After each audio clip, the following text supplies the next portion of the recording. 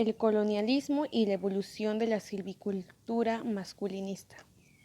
Cuando los británicos colonizaron la India, se dedicaron en primer lugar a los bosques. Desconocieron su riqueza y despreciaron los enormes conocimientos de la gente del lugar para administrar de manera sostenible los bosques. Desplazaron los derechos, las necesidades y los conocimientos de los lugareños y convirtieron esta fuente fundamental de vida en una simple mina de madera. La economía de la subsistencia de las mujeres, basada en los bosques, fue reemplazada por la economía comercial del colonialismo inglés. Se extrajo la teca de Malabar para la Armada Real y se explotó el sal de la India Central y las coníferas del Himalaya para las vías férreas. Si bien generalmente se responsabiliza a la población local por la deforestación, es la demanda comercial la que provoca frecuentemente una destrucción forestal en gran escala. En la región del Himalaya es evidente que fueron las necesidades imperiales y no los pobladores locales los que ocasionaron una rápida denudación forestal. Atkinson, en el Himalayan Gazetteer, Abrosita, en todos los lados se desnudó los bosques de árboles buenos. La destrucción de árboles de todas las especies parece haber sido constante y haber alcanzado el punto culminante entre 1855 y 1861, época en la que demanda de las autoridades del ferrocarril indujo a muchos especuladores a suscribir contratos para la instalación de durmientes. Y se autorizaba a esas personas sin ningún tipo de control a talar viejos árboles en proporciones que excedían las posibilidades de exportación, de modo que durante los primeros años de explotación forestal el departamento se ocupaba principalmente de talar y traer a depósito la madera abandonada por los contratistas. Termina cita. Cuando los ingleses comenzaron a explotar los recursos madereros de la India con fines militares, lo hicieron con rapacidad e ignorancia, porque el gran continente parecía poseer inagotables extensiones de espesa vegetación, pero sin necesidad aparente de realizar una exhaustiva exploración, aun si hubiese sido posible. En los primeros años de ocupación, la botánica de los bosques, las especies de los árboles que contenían y sus respectivos valores eran como un libro sin abrir. Para el gobierno colonial y para sus representantes, la trascendente función de los bosques de la naturaleza y la gran influencia que ejercen en el bienestar físico de un país pasaban totalmente inadvertidos. En virtud de la enorme riqueza forestal, existe durante varios años el gobierno obtuvo sin dificultad todo lo que necesitaba, mientras que también hacía frente a las necesidades locales. Los administradores parecían creer que ese estado de cosas duraría para siempre. En muchas localidades se consideraba que los bosques eran un obstáculo para la agricultura, que estaba agravada y por consiguiente eran considerados como un factor que limitaba la prosperidad de la potencia colonial. El criterio era extender la agricultura y la consigna talar los árboles con miras a ese objetivo. Así las cervenas vírgenes del Valle Don fueron taladas con el fin de otorgar tierra a los colonos británicos exclusivamente. La demanda militar de la teca llevó a que de inmediato se proclamara que el derecho real sobre los árboles de teca que reclamaba al interior gobierno del sur del continente recaería en la Compañía de las Indias Orientales. Tan solo en el año 1799, 10.000 árboles de teca fueron trasladados por el río Beipur, en Malabar. En respuesta a las severas presiones del gobierno metropolitano para asegurar el mantenimiento del futuro poderío de la Armada Real, se tomó la decisión de designar un funcionario para la supervisión de la tarea forestal. Su tarea era preservar y mejorar la producción de teca y otras maderas aptas para la construcción naval. El 10 de noviembre de 1806 nombraron primer protector de los bosques de la India al capitán Watson de la policía. La proclamación de abril de 1807 le confería enormes poderes. Pronto estableció un monopolio maderero en Malabar y Travancore y suministró al gobierno, al igual que sus sucesores inmediatos, grandes cantidades de madera a bajo precio. Pero los métodos utilizados para ello eran intolerables y fueron dando lugar a un creciente descontento entre campesinos locales y propietarios. La disconformidad creció de tal forma que el cargo de protector fue abolido en 1823. De este modo se introdujo la silvicultura colonial, no porque implicara un conocimiento en la materia o una administración científica superiores, sino para satisfacer las necesidades del poder militar dominantes. No fue sino en 1865, después de medio siglo de arbitraria destrucción forestal por parte de los intereses comerciales británicos, cuando se hizo un intento de controlar la explotación. La primera ley forestal de India de 1865, aprobada por el Supremo Consejo Legislativo, permitía que los bosques y otros terrenos agrestres fueran declarados por el gobierno reservas forestales.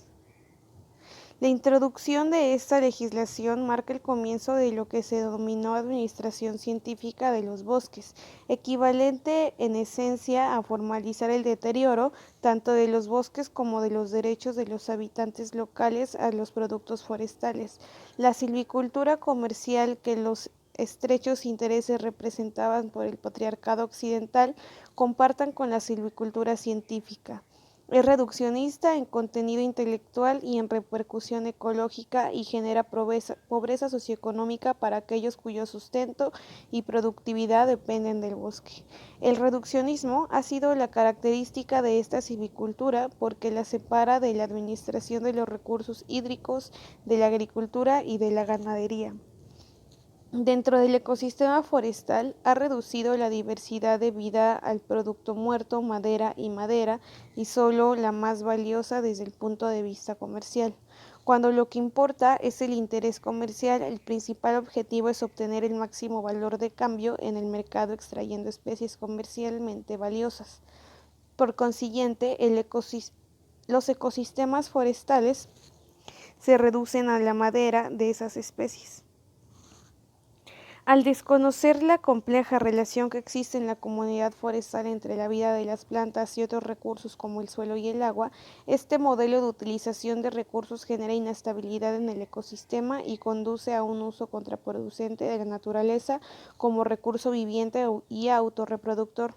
La destrucción del ecosistema forestal y de las múltiples funciones de los recursos forestales afectan en cambio los intereses económicos de ciertos grupos de la sociedad, en particular las mujeres e integrantes de tribus, que dependen de las diversas funciones de esos recursos para su subsistencia. Estas funciones son estabilización del suelo y el agua y provisión de alimento, forraje y combustible, abonos, etc. La ciencia de la silvicultura femenina alternativa, sometida por la ciencia masculinista, no concibe a los bosques como meras existencias de madera aisladas del resto del ecosistema, ni reduce su valor económico al valor comercial de ese producto. Por lo que respecta a la naturaleza y el trabajo de las mujeres, la productividad, el rendimiento y el valor económico se definen como satisfacción de las necesidades básicas a través de un ecosistema integrado y administrado, con miras a una múltiple utilización. El significado de estos términos y la manera de medir sus resultados son, pues, totalmente diferentes a los de la silvicultura masculinista y reduccionista. Al pasar de la silvicultura ecológica a la silvicultura reduccionista, cambian todos los términos científicos que dejan de depender del ecosistema.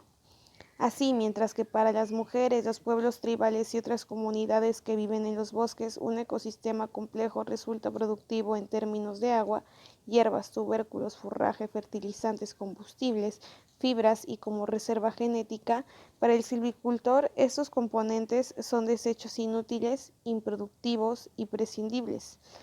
Dos perspectivas económicas diferentes llevan a dos nociones distintas de productividad y valor. Por lo que respecta a la productividad de la mujer, tanto tomada en general como referida a la subsistencia, las selvas tropicales naturales son ecosistemas altamente productivos. Al examinar las selvas de los trópicos húmedos desde el punto de vista ecológico, Goley señala, cita, las selvas tropicales se caracterizan generalmente por una gran biomasa. Hay en especial grandes cantidades de madera que alcanzan las 300 toneladas como promedio por hectárea. comparada con las 150 toneladas por hectárea que caracteriza a los bosques de regiones templadas. Cierra cita. Sin embargo, la silvicultura comercial reduccionista subordina la productividad general a la utilización industrial y reduce esa abundante biomasa a las especies que pueden explotarse comercialmente con ganancias. Predomina la biomasa industrial y comercial, todo el resto es considerado desperdicio. Bettel, un especialista internacional en silvicultura, decía acerca de la nutrida biomasa típica de los bosques y selvas de los trópicos húmedos. Abro cita. Hay que decir que, desde el punto de vista del suministro de materiales industriales, carece de importancia relativa. Lo importante es saber cuánta de esa biomasa está formada por árboles y partes de árboles, de especies selectas que generan ganancias al ser explotadas comercialmente. Los niveles actuales de utilización indican que la mayoría de los árboles de las selvas y los bosques húmedos tropicales, desde el punto de vista de los materiales industriales, no son sino maleza. Se cierra cita. El punto de vista de los materiales industriales es el de la silvicultura capitalista, patriarcal y reduccionista, que establece una dicotomía en la diversidad viviente y la democracia de los bosques. Por un lado, la madera muerta de la utilidad comercial, a la cual valoriza, y por el otro, la materia ecológicamente valiosa, a la que cataloga de desperdicio. No obstante, todos estos desechos son la riqueza de la biomasa que mantiene los ciclos de agua y nutrientes de la naturaleza y satisface las necesidades de alimento, combustible, forraje, fertilizantes, fibras y medicamentos de las comunidades agrícolas. En materia de silvicultura y agricultura, la protección y conservación de la vida de la naturaleza son tareas femeninas. Con este trabajo, las mujeres sustentan la vida humana asegurando el suministro de alimento y agua. Por ese motivo, las campesinas son las que sienten más intensa y concretamente la destrucción de la integridad de los ecosistemas forestales.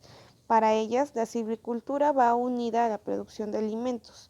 Es imprescindible para disponer de agua potable y para riego en forma permanente y para fertilizar directamente las tierras de cultivo con abono en verde o con estiércol. El trabajo agrícola de las mujeres en regiones como el Himalaya se desarrolla en los bosques y con ellos, pero tanto la silvicultura como la agricultura oficial no los tienen en cuenta. En lo que atañe a la silvicultura, solo figuran las estadísticas, los datos relativos a la tala de árboles y explotación maderera industrial. Cortar árboles se convierte entonces en fuente de roti o alimento para los hombres que realizan la tala industrial. Para las mujeres, sin embargo, los bosques son alimentos en vida, no después de muertos. Los bosques vivos son los que permiten el funcionamiento de sistemas sostenibles de producción de alimentos en forma de nutrientes y agua, y el trabajo femenino en los bosques facilita este proceso. Cuando las mujeres podan los árboles aumentan la productividad de los bosques de roble, que están en condiciones de estabilidad y que son de propiedad y control comunitario, mientras que las hojas del árbol sin podar son demasiado duras para el ganado. La poda las deja más tiernas y comestibles, especialmente a comienzos de primavera. Mantener la diversidad de los recursos vivos es de suma importancia para el uso femenino de los bosques. Así las hojas de roble, junto con una mezcla de hierba seca y subproductos agrícolas con el alimento del ganado, desde finales de otoño hasta la primavera.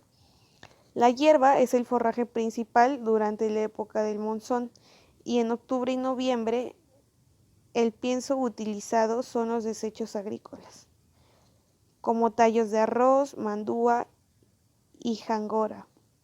La poda nunca ha sido considerada una estrategia de administración forestal para aprovechar lo que da el árbol y a la vez conservarlo con vida. Sin embargo, como lo demuestra Bandyopadhyay y Moech, la poda en condiciones adecuadas puede aumentar efectivamente la densidad forestal y la productividad de los bosques en materia de forraje. Hay grupos de mujeres y jóvenes ancianas que van juntas a podar para obtener forraje y adquieren pericia mediante la participación y la experiencia.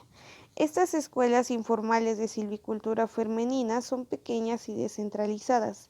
En ellas se crea y transmite el conocimiento acerca de las formas de mantener la vida de los recursos vivientes. En cambio, las otras escuelas de silvicultura más conocidas son centralizadas y alienadas. Se especializan en la silvicultura de la destrucción, en cómo transformar un recurso viviente en materia prima y posteriormente en dinero. Se ha ido desposeyendo a la población local de sus derechos, recursos y conocimientos, pero no sin encontrar oposición. Durante más de 2 siglos se han emprendido luchas para resistir la colonización de los bosques del pueblo indio. El acceso y los derechos del pueblo a los bosques fueron violentamente usurpados por primera vez con la introducción de las leyes forestales de 1878 y 1927. En los años siguientes se vivió la propagación de los satyagrahas de los bosques en toda la India, en protesta contra la reserva de bosques para la exclusiva explotación comercial británica y la consiguiente transformación de un recurso colectivo en materia prima. Los aldeanos llevaban a cabo la ceremonia de extraer productos forestales de los bosques reservados como forma de afirmar su derecho a satisfacer las necesidades básicas. Los satyagrahas tenían especial éxito en las regiones donde la forma de vida de la población local estaba unida íntimamente a los bosques, como es el caso de la región de los montes Himalaya, los Ghats occidentales y las colinas de la India central. Estas formas de protesta no violenta eran sistemáticamente reprimidas con violencia por los ingleses. En la India central, los indígenas tribales Gond murieron víctimas de la represión armada por participar en estas protestas. En 1930 hubo decenas de muertos y cientos de heridos entre los habitantes del pueblo Tilari. En Teri, Garhwal, en una manifestación de protesta contra las leyes forestales del gobierno local.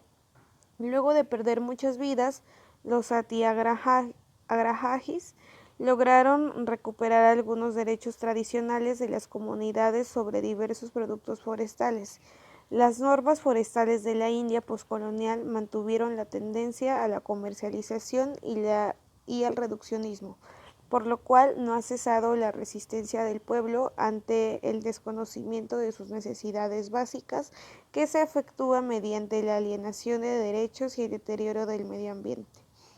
Las regiones montañosas del Himalaya, las mujeres de Garhwal comenzaron a proteger sus bosques a la explotación comercial y lo hicieron incluso a costa de sus vidas. Emprendieron el famoso movimiento Chipko, que tiene como misión proteger la vida de los árboles, iniciando en los primeros años del decenio de los 70 en la región de Garhwal, en Uttar Pradesh. La metodología y filosofía de Chipko se propagó hacia el norte, a Himachal Pradesh, hacia el sur, a Karnataka, a Rajasthan en el oeste y hacia Orissa en el este, así como a la altiplanicie de la India central.